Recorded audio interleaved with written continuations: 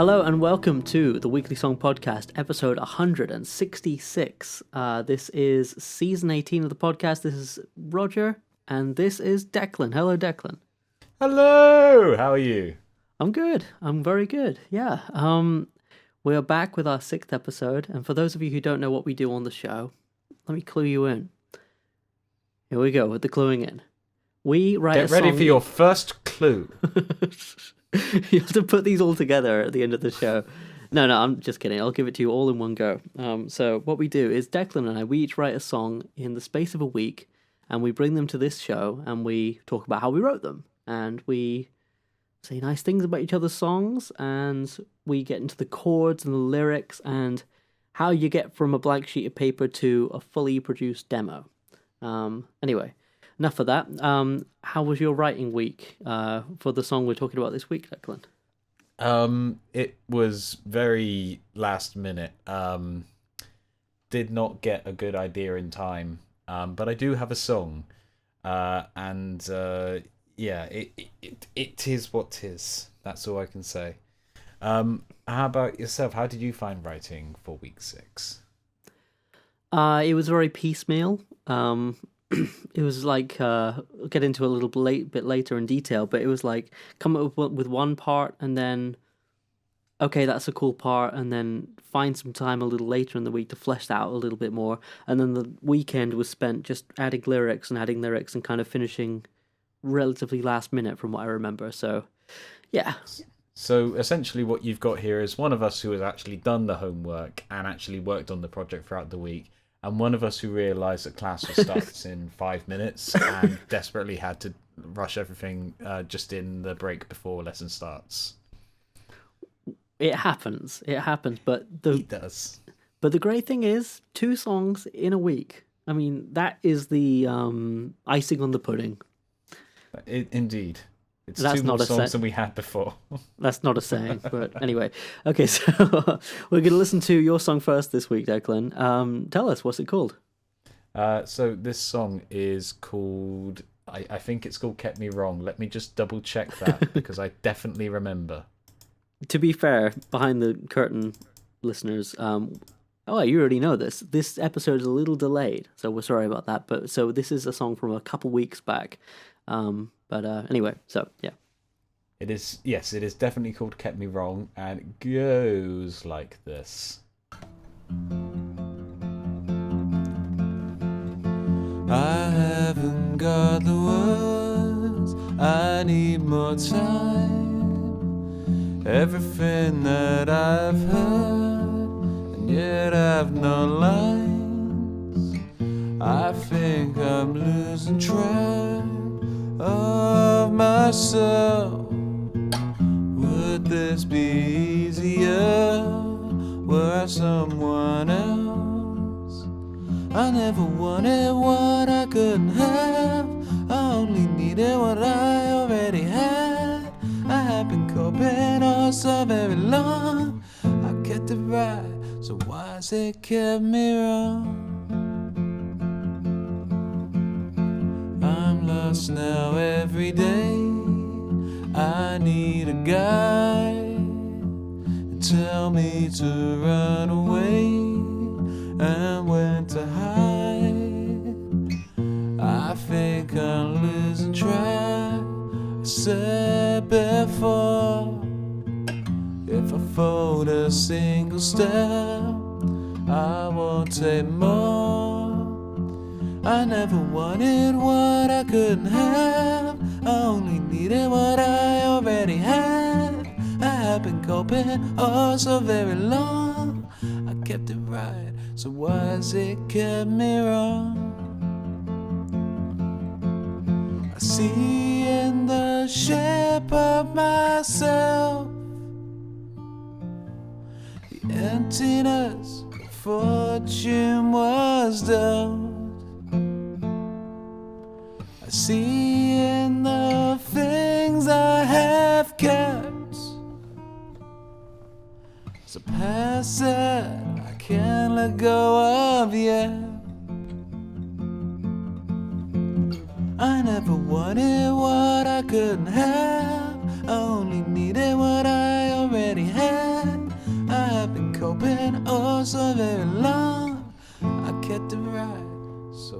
that kept me wrong. Okay, that was Declan's 6th song of season 18. That was Kept Me Wrong. Huge fan of this. I love it. I know that I'll get ahead of the curve here. I know that you're not the keenest on this one, but it's just melodically so lovely and finger-picked, and I'm a big fan. What are your thoughts, and how did it come about? My thoughts can be summed up with the vocalization of. So I'm hearing like angry, frustrated something. That's the podcast title almost. Like, if we can work out how to spell that noise. Okay, that's the title for sure. We'll have to figure it out. So, as I intimated before, this song was written very last minute. I'll be honest right out of the gate, I have quite a low opinion of this song. Melodically, it uses a few basic tricks to sort of keep momentum going for the course of about 2 and a bit minutes. So it is a finger-picked pattern based around a F shape, which then goes to a B-flat major 7 sort of shape. It's got most of the notes of a B-flat major 7 in there, which gives it a little like nice texture. That's fair. It allows you to hang your melody on the A note, which is shared between those two chords, and give a little vocal inflection of the that bit in the verse. The chorus is just finger-picked stuff. It's hammering on C to a D on the notes F, A minor, and oh god, I have to think about this one. B flat major 7 sus 2. Ooh. Which, let me get my guitar. All right, okay. So in practical terms, it's 1 on the A, it is 3 on the D, it is 2 on the G, and 1 on the B. So it's almost like a F over B flat, but just it gives that sort of, with its relative place in the movement. Nice. It gives a sense of progression without actually going anywhere. I think that's lovely. I think one thing that stands out to me about this song is that it doesn't ever, because I don't know, how do I put this? It's like a ballad and it's fingerpicks and everything, but it never seems to let up in terms of giving you new melodies and new information in terms of rhythm and lyric and that sort of thing. What I like is when it goes into the chorus, it kind of goes from almost not a halftime, but like it picks up and starts playing these 8th finger pick notes, and then the vocal picks up that rhythm as well, which is a really nice touch. The reason the vocal does the same thing as the finger picking in the chorus is because I couldn't think of a better melody. It wasn't necessarily meant to be that way. It was originally meant to be 8th notes in the verse as well, but it was just a little awkward to finger pick. I could do it, but it just didn't come out well most of the time, if that makes sense. Whereas doing it on the 4 and then the melody notes on the upbeat sort of made that a bit easier to play. The only other melodic information that was new was in the bridge, which does actually have a nice sort of A minor to C minor to B flat in there. Nice. Which, that's a bit of fun. I enjoyed that. Then A minor, G minor, F, just to sort of bring it back down to the root. So structurally, there's nothing really wrong with it, but I also feel there's nothing really that exciting about it. Like, it doesn't really develop in my eyes. And the vocal melody is basically cribbed from what the guitar is playing. I think we call it the Black Sabbath trick sometimes, of like when everything is playing the same thing together. So all the like in Iron Man, everything is playing on to that like riff. Even the drums are kind of playing to that riff to a degree. And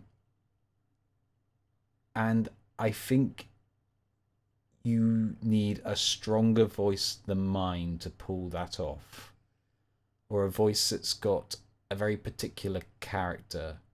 I don't necessarily think my voice works for this song. But big reason I really don't like this song is just the words. They're nothing. The first couple of lines, I haven't got the words, I need more time. That I said to you, that's just you struggling to write a song on a Sunday, right? It is, yes. This is not unknown. But that's about the long and the short of it, and then it just goes into sort of generic, sort of unhappy stuff, if that makes sense. Like feeling a bit down, feeling like you're the last pick, or feeling like you're the, I don't know, just those small feelings you get sometimes where you feel like you're in a bit of an oppressive world, and that's fine. There are some great songs written around that. There is a reason that songs like that have endured and are popular, but it doesn't really go anywhere. Again, melodically it doesn't really go anywhere. Lyrically it doesn't really go anywhere.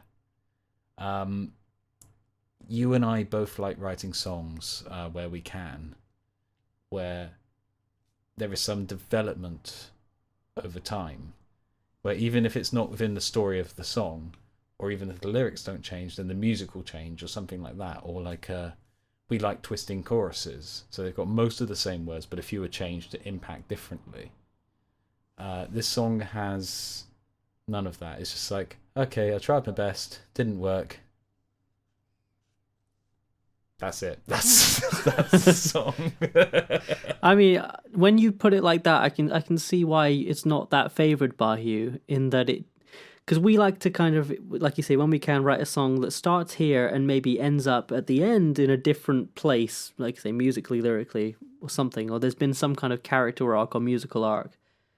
But I think there's also an argument to be made, or a case to be made, for a song like this one, which, for anyone who can't tell, I genuinely really do love this song. Then you're a fool!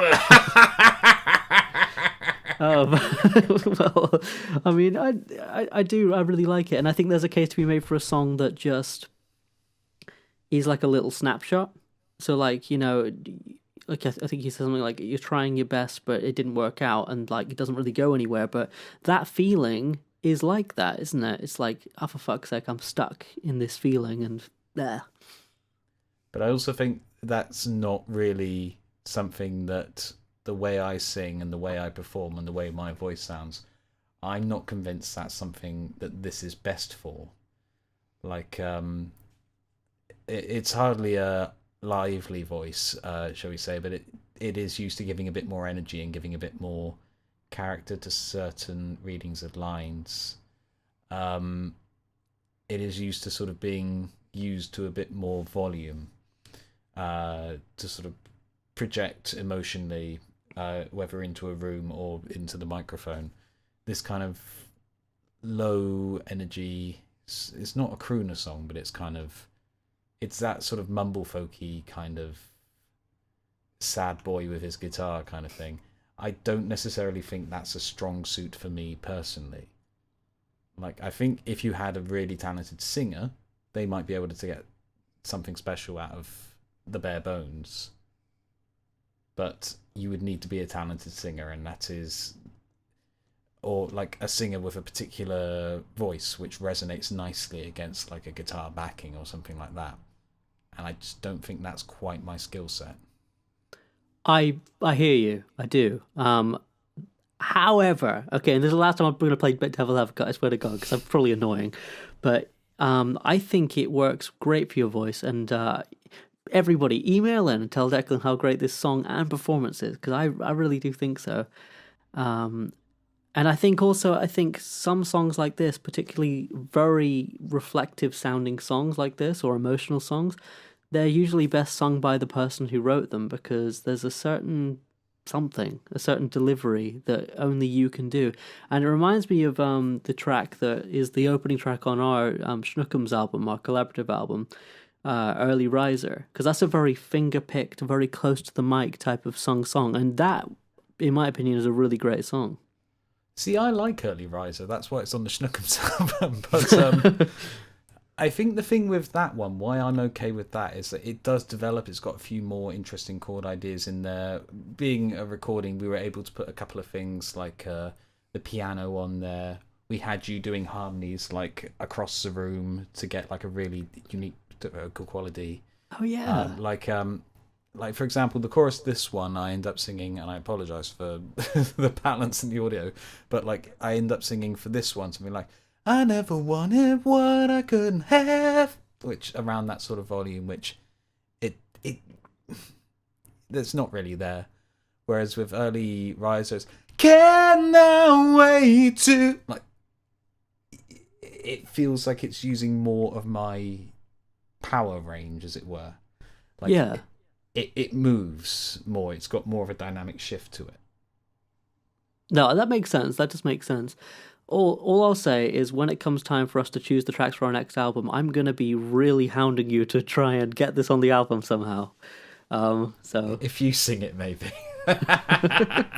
I would just love it to be produced. So I'll sing it if you want me to sing it. But let me ask you a question about the name of the song. So you got Kept Me Wrong. So I'm not going to try and paraphrase because I'm terrible at paraphrasing things. But you go, you tried to keep me. I tried to keep it right, but it kept me wrong. What does that mean, and where did that lyric come from? That's just life. That's like, I've done my best and I've still failed. So you tried to keep the pieces of your life in good shape, is it, or?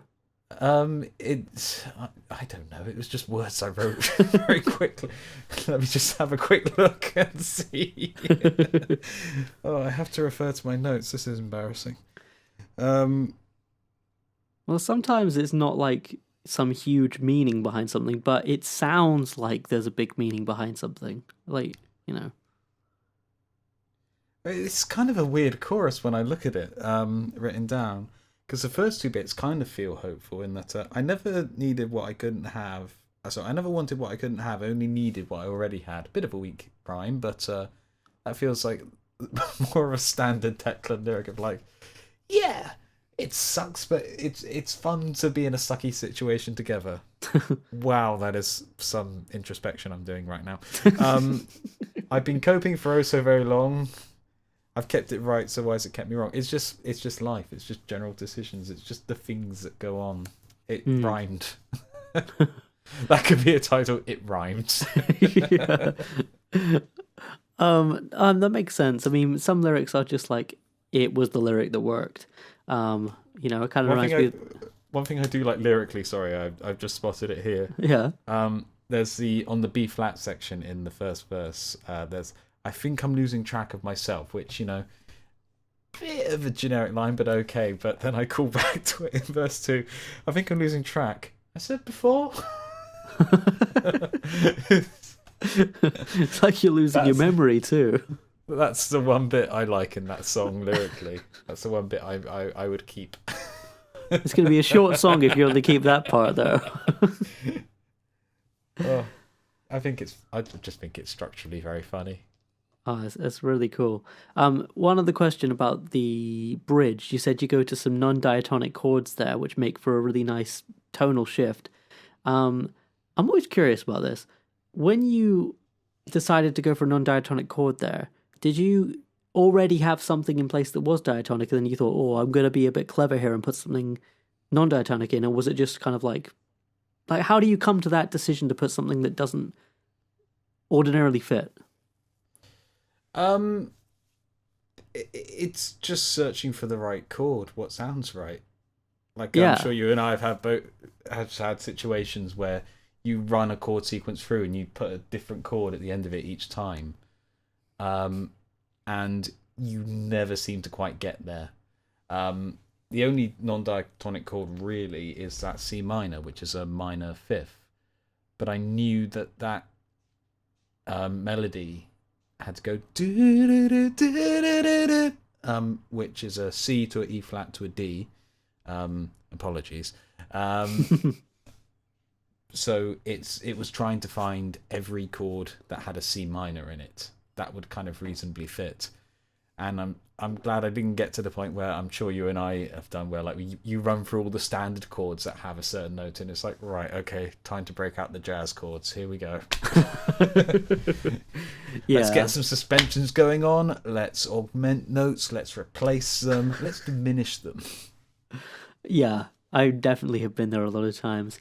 Yeah, it's just interesting because I think sometimes for me, like if I've got a section that goes E, A, B, for example, part of me goes, I've done that so many times. It's quite obvious. There's a little voice that's just like, you could put something better in there, couldn't you?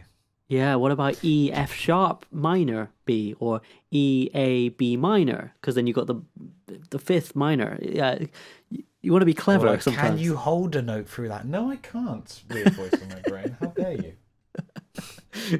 I don't want to hold the note. Get away from me, stupid voice.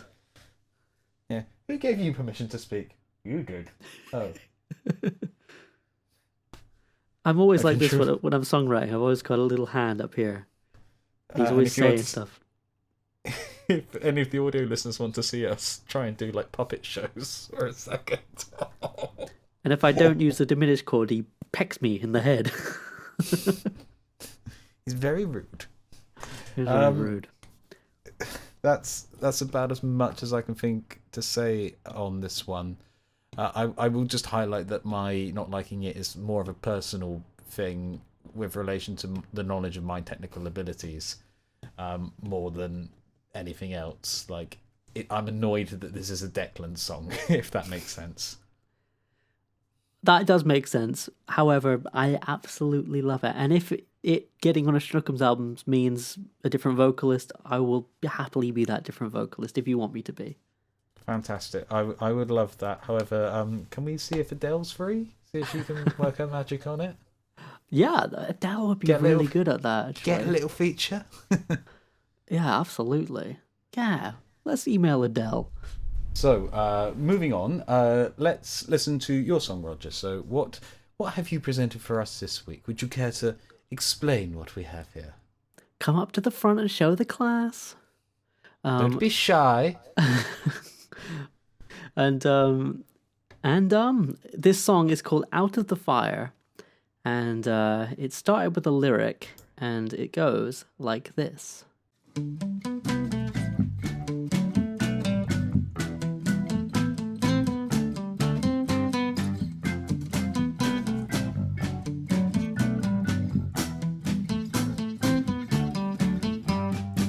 Out of the fire, into the frying pan. I guess I never really understood. If she's a liar, then I'm a foolish man, incapable of doing any good. I would tell you that my hands are tied, but you already know the score. You remind me that the greatest things can come from anywhere at all. Out of the fire, don't wanna leave so soon, but I've done nearly everything I can. I'm getting tired, it's been a long, long year. I can't believe you say it's only June. I would tell you that my hands are tied, but you already know the score. You remind me that the greatest things can come at any time at all.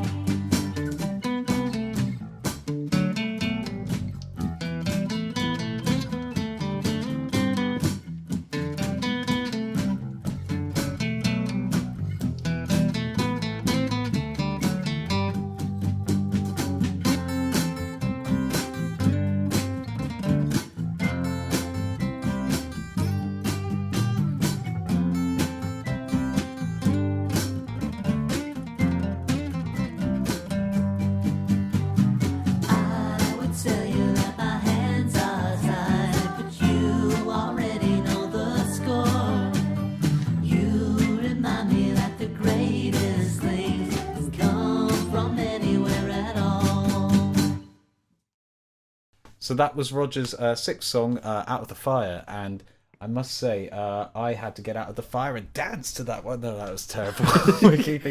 we're keeping this tape, but that was a terrible pun. But yeah, Do you I really come up with enjoyed them that on the one. spot? I wasn't planning. Oh, it's good. It's good. It's spontaneous. I'm normally better than that. But that was the song, and we really enjoyed it. I really enjoyed it.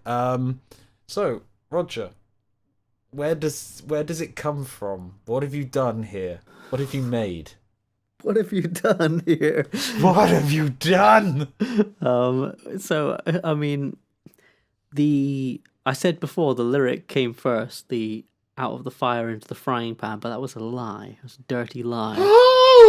So actually what happened first was the melody came to me first. Dum dum dum da dum dum dum dum da dum dum dum dum da dum da dum da dum da dum da dum. And I had just finished work one evening and I put some pasta on to boil, and while the pasta was boiling I was just kind of singing this little melody to myself and just playing it on loop. And sometimes when I do that and I'm just kind of doing other things around the house, cleaning or whatever, I go, that's a good enough melody to record into my phone. So I did, and I was thinking that's the foundation. So then I found the chords that go with it, and quite sort of standard chords. What are we doing? We're going C, D, G, E minor, A minor, D, G. And then to get round to loop it again, to get back up to the C, I was going to go G7, but I replaced the G7 with an F, which, you know, obviously there's an F in G7, but to use a whole F, I hadn't done that before, I don't think. Little cheeky little flat 7 major there. That's it. But yeah, it's one of those songs. When you sort of say the chords out loud, it sounds relatively simple, but like you've put a lot of texture into this one. Like that's a really cool riff to sort of base the whole thing around. Like I noticed there's a bit of a 60s pop vibe going on with this one, or is this just something I'm manifesting? I think you're half manifesting it and half it's already an embryo of that. I think that's the direction to go, because when we listened to the demo a minute ago, you were saying about having like a real 60s organ, overdriven 60s bass and stuff, and I think that's the direction to go with it. I mean, I had been listening to a lot of Harry Nilsson, I think, the week I wrote it, so it probably came out like that. I can sort of see that. It doesn't sound like Harry Nilsson, but I can sort of see where you would approach from that general direction. So that's a great opening line. Is that kind of what inspired the lyric, or was it something else? Like, did it just come to you, or was it like a process of like working through something to get there? Well, I mean, you were saying about your song that the lyrics were kind of, you felt, a weak point. It was sort of similar for me with this one, where I came up with that lyric, and I've said this pretty much every episode of this season, haven't I? Just like, what does that mean? Out of the fire into the frying pan. Obviously, it's a flip on out of the frying pan into the fire. And I thought, there's something to that. And I think it was basically like... It's another one of your saying songs. Yeah, I've got a lot of those, haven't I? That's your next EP, saying songs. Ooh, saying songs. It just sounds like that should be a Patrick Stewart thing where I just say popular songs in a narration voice, you know? My papa poker face, papa poker face. You mean like a William Shatner thing rather than a Patrick Stewart? yeah, William Shatner. Yeah. Who's Patrick Stewart? Next Generation. Oh, I wanted the first generation. Damn. Anyway, so I came up with that lyric, and it was like trying to fit that, and it's really just a kind of like fictionalized thing. It's like just trying to find lyrics to fit to that lyric and that melody, and it was like out of the fire into the frying pan.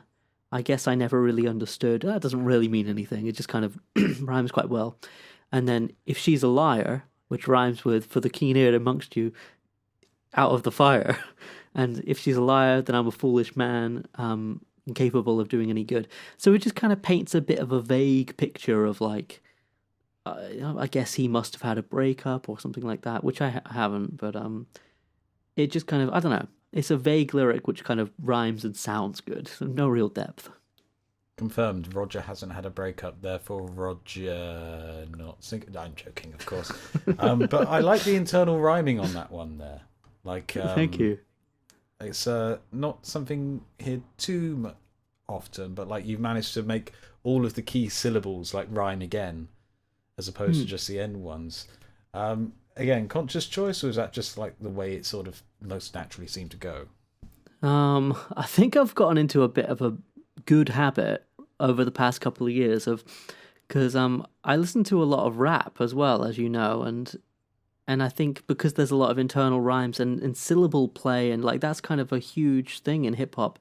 I think it's just kind of rubbed off on me where I can't really write a lyric anymore. I'm incapable of writing a lyric that doesn't kind of like just... I mean, 166 episodes of this show would like would disagree with you there. Can't write lyrics, my bottom. No, I mean, I can't write a lyric that doesn't like have like some alliteration at least, and then the punchline rhyme thing.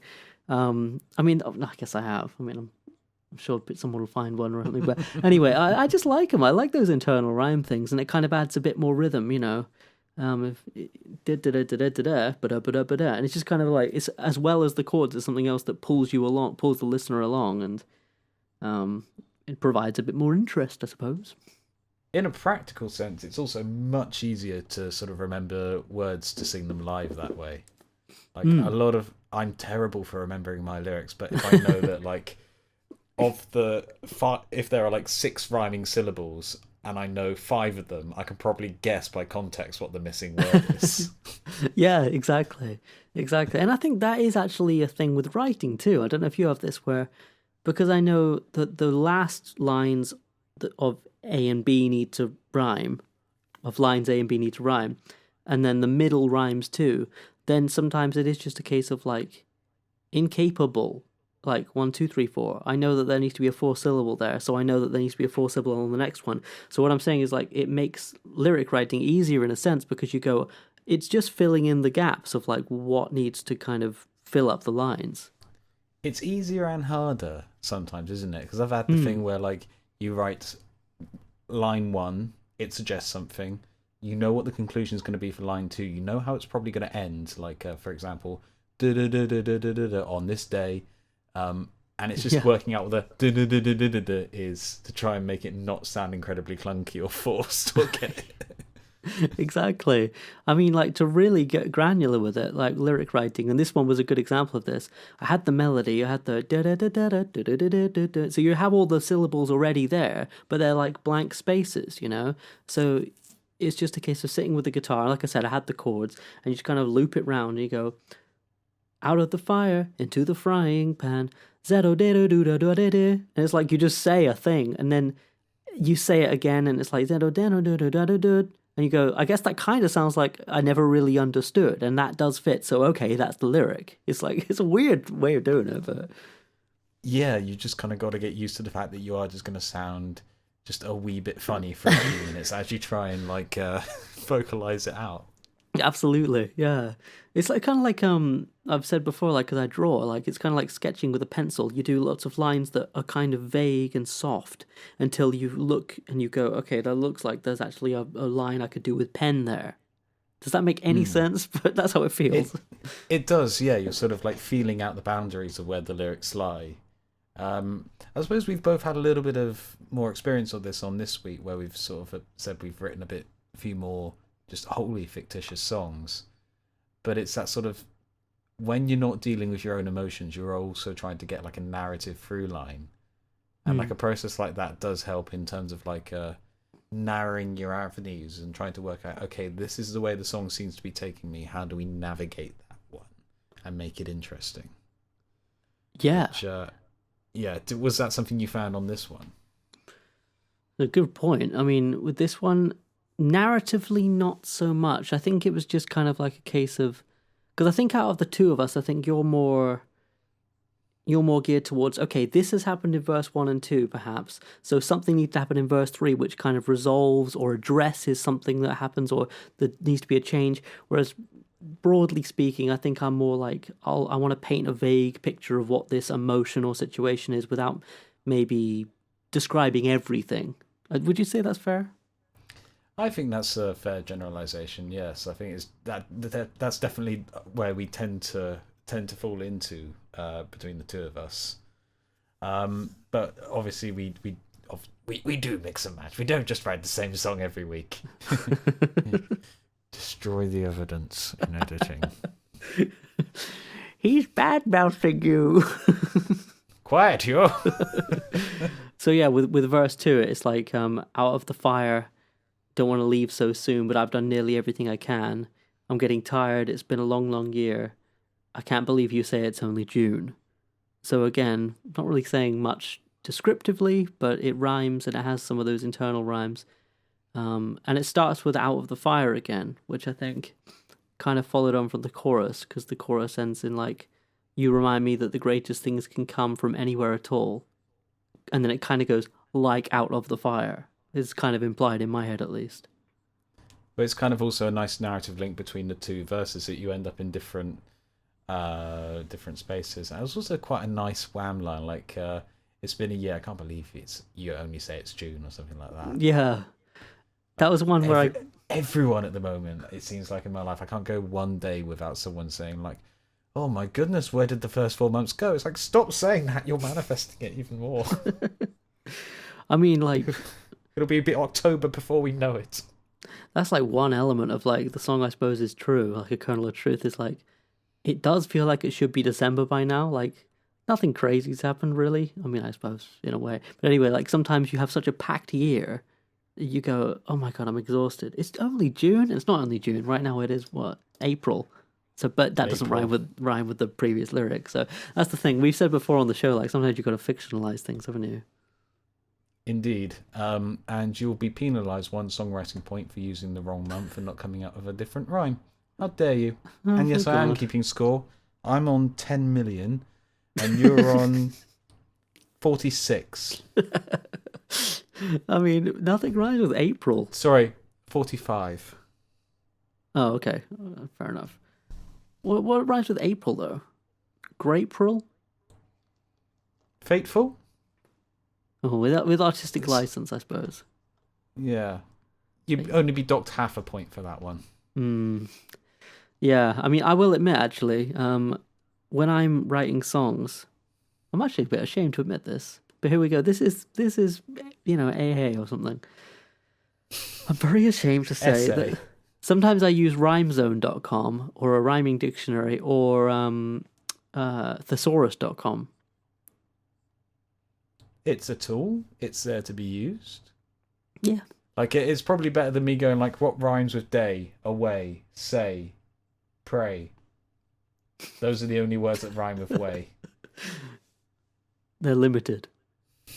When I was younger, I used to do this thing where I would write the alphabet at the bottom of my lyric page, and I just kind of like use that as a little reference, and I go, okay, I don't know, bring, bing, king, ling, ding, ing, fing, ging, until I found a word I liked. I go, okay, I'll use that one.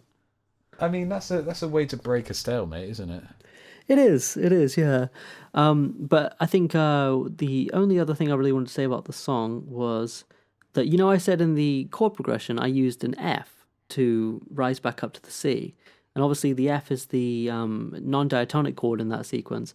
And I liked that movement. It kind of gave it a little bit of a weird bump in the song that I quite liked.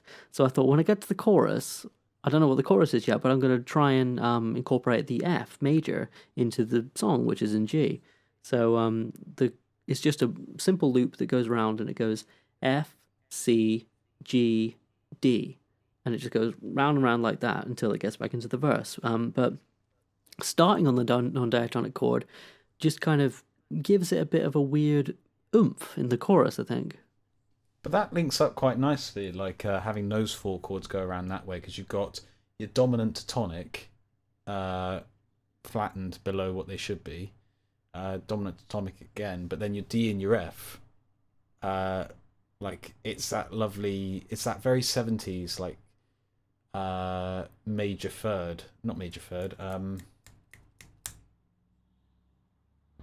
Latin major third. Basically, they're 3 semitones apart, and that's like a really cool. They're linked in terms of like the minor chords, but you see it all the time in 70s rock songs where they'll go, for example, E, G, A, and it still works because those chords are kind of linked through other chords. So yeah, it's kind of nice. Like you say, it's a nice sort of loop. Yeah, it is, and I love that kind of thing in 70s songs. In fact, last night, my dad and we were listening to like shuffle, like rock music shuffle on the speaker. And you're going to say you've discovered a new artist then or something, like this new band Shuffle. They're really good. You got to listen varied, to but you know, their first album's amazing, but their second album they went all synth rock. But you know that Bad Company song, "Feel Like Making Love"? yes. Which is a really cool song, actually, quite like straightforward. But what I like about that is, to my ear at least, I didn't figure it out on guitar or anything, the verses seem to be very major chordy, diatonic major chord, and then when it gets to that "feel like making do do do," you're automatically introducing that if it's in G, it would be the F, where you kind of get do do do, and that kind of minor chord borrowing thing. Well, that song goes between a D and a G normally, so it's implying that it's going to have an A in there somewhere. Which is where that chorus riff is a C to a D. So again, it's that flat 7 thing. Like yeah. Ba-dum, boom, ba-dum, boom. Also, just a very cool song, and I did not annoy my family trying to learn that riff at all when I was a teenager. Not once, not never, not I, sir. Didn't happen. Oh, that's so cool though. Just like that little that's what I'm saying. That little shift into like a borrowed chord can just do wonders, I think. But anyway, you call it ear candy. It's just a little something to perk up a otherwise functional chord progression, or like a otherwise diatonic chord progression. Definitely.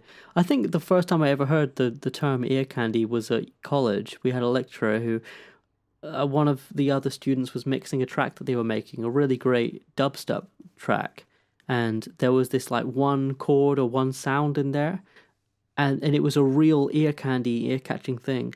And everyone in the studio at the time said, you should put that before every verse and every chorus and just have it all the way through the song. And the lecturer went, no, you should only have it that one time because that's what draws you in. If you have it all the time, it's kind of nullifies it, you know? There's a power in having those little highlights that only happen once. Yeah, absolutely. But for me, I use them all the way through my songs. So I didn't listen to him at all. But I think we got a great term out of it. Well, thank you. I mean, I kind of like it, but I think I'd like it more if we like did something with it together, or because you were saying maybe do like a live band version. Live. Do this song live. Let me play it with you live, please. It's very fun sounding, and I want to be on the live version. Let's do it. Let's make it happen. Yes. Let's do it. I'd like that. Okay, and now on to our regular item. What have you been listening to, Ian? The item in which Declan, Roger, and Ian all talk about what they've been listening to in the past week and what's piqued their interest as a music listener. And so I've got a message here from Ian. Oh, good. He writes, "Why do you keep messaging me? We met once 10 years ago. Stop making this weird." Rude. So he's been a bit inconclusive about what he's been listening to this week. We'll try him again next week, see what he's like. Yeah, definitely. I mean, at least he's still responding. He hasn't changed his number again. Yeah, that was a bit of a terrible week, wasn't it? Ugh. Dark days. Well, anyway, in the absence of Ian, what have you been listening to, Declan? Music. All right, join us again next week on the Weekly Song Podcast. It's a terrible joke, and I make it all the time. First one is Bombay Bicycle Club, My Big Day. What did you make of that? I quite enjoyed it. Look, he's got fried eggs on his face. He's having a laugh. Bombay Bicycle Club are one of those bands where I really love a few songs, and I can sort of just put the rest on and enjoy it, but don't really form strong opinions, if that makes sense. So I like one or two things on that quite a bit, but most of it is fine, but a good fine. James Blake, Assume Form. There is a very good track on here with Andre 3000. Oh, sweet. Does Andre 3000 rap or play flute? He does not play flute. He does rap. You say that as if I'm out of anywhere. You only had a flute album out recently. I do. I listen to most of it. So we have got Labyrinth, Electronic Earth. There is electricity involved in the playing this album, but there was no compost or dirt or soil or anything like that. False advertising, 0 out of 1. I hate false advertising. I'm just going to have to double check the title of this album, because I think I know what it is, but for some reason my version has the cover in Spanish. Come on, give us a spout of your Spanish. Oh, I know none. Martes Speci? It's 2 C's. But it is the choral Sea of Mirrors. For some reason, they did a limited signed version with sort of a fake Western style poster. And it was cheaper than the normal version, so that's why I've got it. Ah, sick. I like that alternate cover. It's nice. It's fun. Angel Olsen, Big Time. Some country vibes. Quite nice.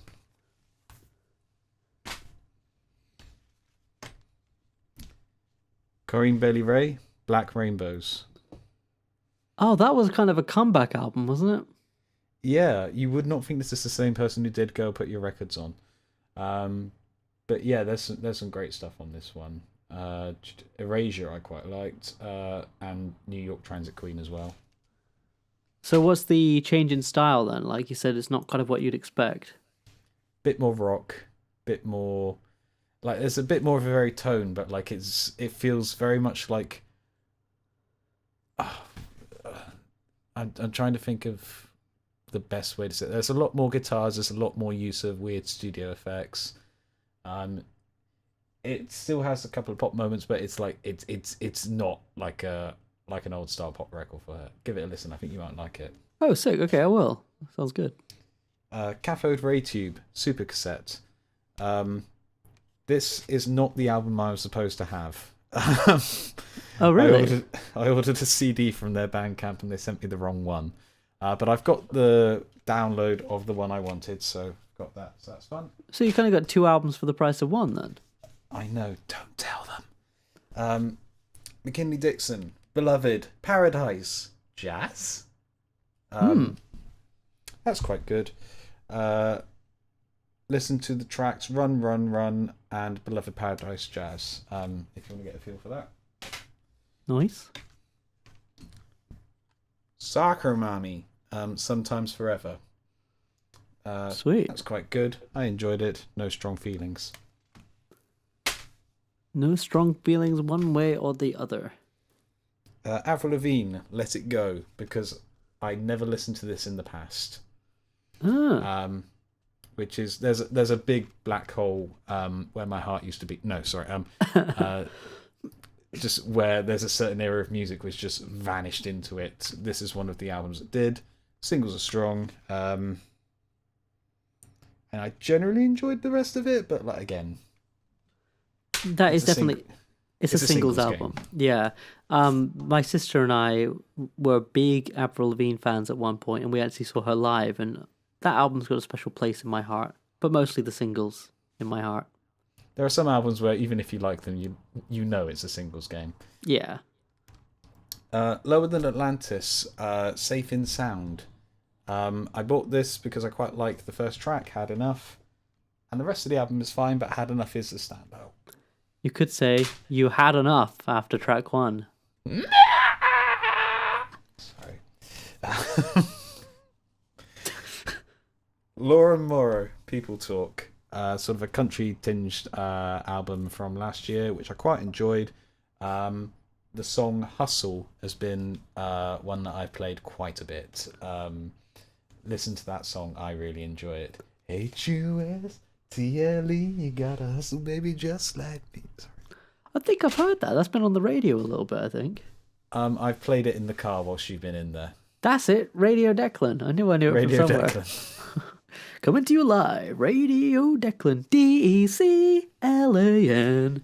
And then that's it. That's my pile of CDs, all carefully arranged and not at all wildly flung onto the bed. Nice, a really good mix there. I think out of all those ones, the one I'm going to check out first is the Corin Bailey Ray new one. That's really piqued my interest. It's about 35 minutes long, so it shouldn't take you that long to get through it. About 35 minutes, I would have thought. About 35 minutes, yeah. Sweet. Oh, that's a good haul. Good haul. What about yourself? What music have you been putting into your ear holes for your brain to enjoy? Well, you asked that, and yet again, it's one of those things where I've been quite obsessive about an album or two. I know one I definitely want to talk to you about. Let me see if there's another one. Well, actually, first of all, I'll talk about the new Lemon Twig singles. Oh, the new Lemon Twig singles. They got an album coming out in a month or so, and there's a fantastic song called How Could I Love Her More, which came out last week, which I've just had on absolute repeat. Really good.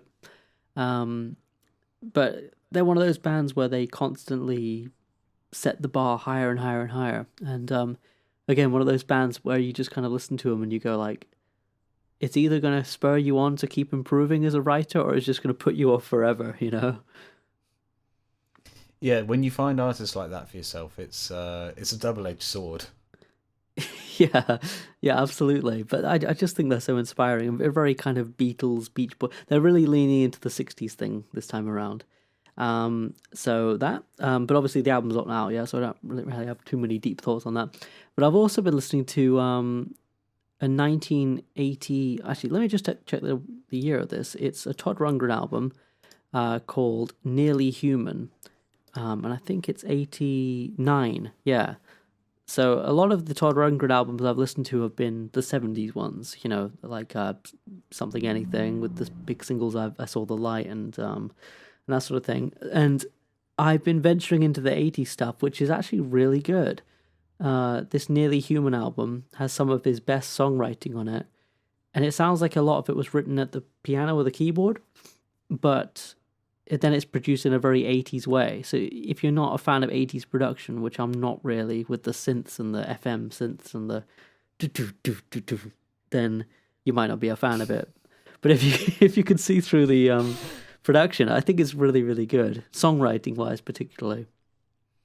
It's always that struggle with 80s bands where, like, that started off in the 70s or the 60s, where, like, you can tell that enough thought is being put into it, and like you know, they clearly know what they're doing, but there is just something about the way everybody went so headlong heavy into the 80s sound that is kind of off-putting in some aspects.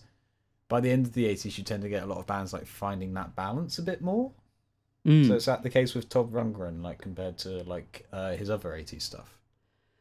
In a way, I think the most 80s thing he did was in 85 as an album called Acapella, where he just, everything on the album is his voice, and he either sang it or he sang a beatbox into a synthesizer and then played it like as a sampler, and that was very 80s. Some good songs on it, but it was very much like the production was shining more than the actual songs, whereas with Nearly Human, the songwriting is definitely there.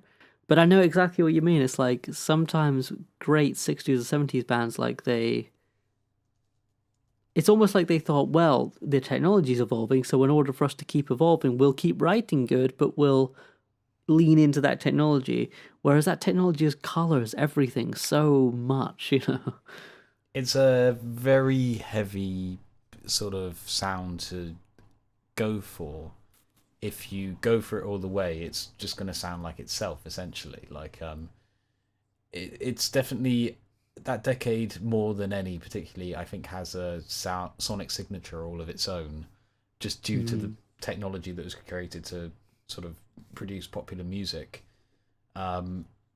It does end up risking an artist not sounding like themselves, or like not enough of their personality being able to shine through. There are bands that can use that to their advantage, and there are bands that can overcome it. But then I suppose that's the same when you look at any genre of music and any sort of decade of music production. Yeah, exactly. I mean, I think sometimes we, even as musicians or whatever, we underestimate how much of an artist's sound is their production. Like, you look at somebody like, I don't know, Ray Charles, for example, as a pretty good, like, simple example, where his sound is like electric Rhodes piano or organ with live horns and live backup vocalists and a double bass and a drum kit. And if you get to the 80s and he starts producing like, hey, we don't need horn players anymore, we'll save that budget and we'll get a Yamaha DX7 synthesizer and play the brass on that, you've already completely rejigged the DNA of what Ray Charles is. Exactly, yeah. Like, I think the thing is, when the reason it probably affects artists of previous eras more is that to get sounds like that, you would have got session musicians in who all have their own unique way of playing, who have their unique rapport with the artists and things like that. So once you just get it to sort of being a button you can press for a consistent, uniform sound, that sort of removes a fair bit of personality or potential personality from a lot of the records.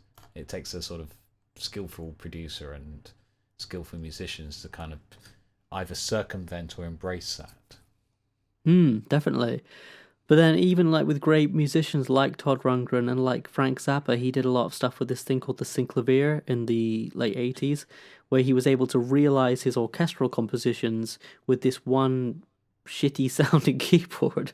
And like, it's cool in a way, because like with the Todd Rundgren record, like you go like, it's amazing that he was able to do that, and you can hear he's a great musician, but there's that thought like, I can't help but wish I could hear what it would sound like if it was produced in the old way, you know? It's like the Freddie Mercury Montserrat Caballé album, Barcelona.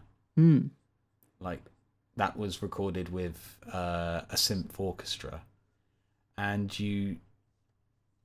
they've done a version of it now with a real life orchestra, and obviously because it's done so many years after the fact to archive recordings and things, it's never going to quite be 100%, but you just think, man, if they'd done that at the time,